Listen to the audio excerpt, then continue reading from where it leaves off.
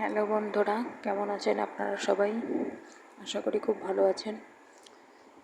তো আমি ভিডিওটা বানাচ্ছি এগেন আপনাদেরকে একটা কথা জানানোর জন্যে। সেটা হচ্ছে,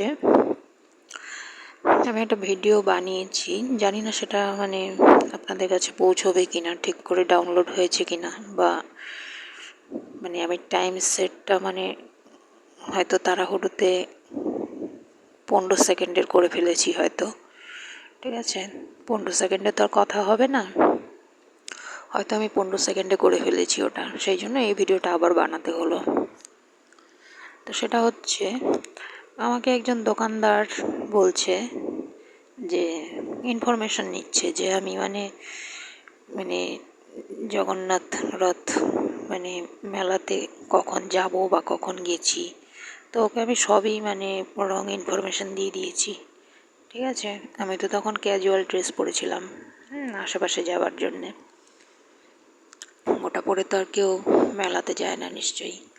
তো বাড়িতে আসলাম তখন, তারপর রেডি হলাম, বিশ্রাম করলাম, টিফিন করলাম, তারপর রওনা দিলাম।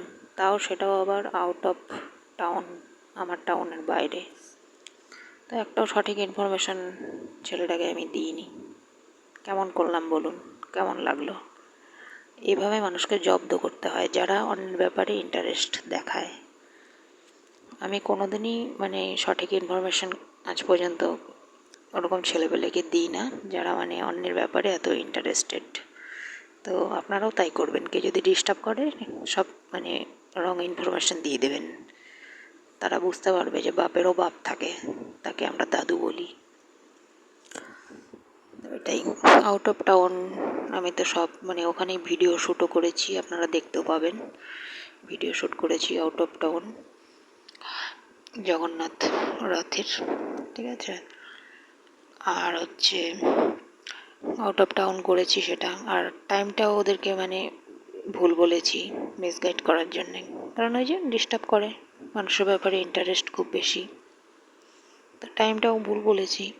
খুব ইন্টারেস্ট দেখাচ্ছিল আমি কখন যাই, কখন আসি। হ্যাঁ, প্রসাদের লোভ দেখাচ্ছিল আমাকে, যে ওই টাইমে গেলে তো প্রসাদ পাওয়া যায়। হ্যাঁ, ওরকম প্রসাদ আমি রোজ বাড়িতে খাই।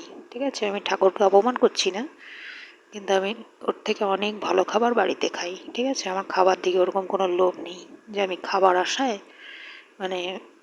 ওর টাইমে পৌঁছে যাব আর ও আমাকে গিয়ে ওখানে ফলো করবে। ঠিক আছে।